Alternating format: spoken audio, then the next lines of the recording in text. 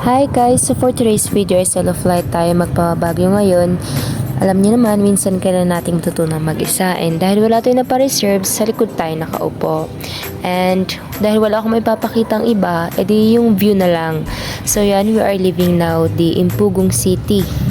On the way na tayo sa Ambakbak. So ayan po yung Ambakbak, yung dead volcano sa Ifugao sa Tinok.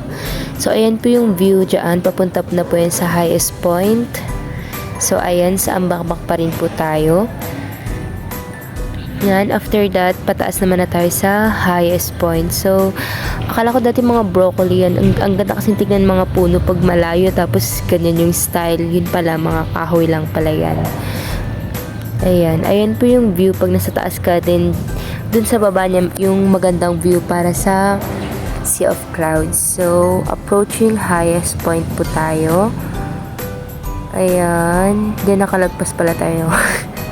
Pangit kasi marami nakatambay kaya hindi ko na video na maayos. Then right now we are now in Mansuyusoy. So ayan naman po yung view galing sa kalsada. So ang makikita naman natin dito ay mga terraces ng vegetables. So alam naman natin na ang pangunahing pangkabuhayan dito sa Tinok ay ang pagtatanim ng mga gulay. So ayan po yung view natin.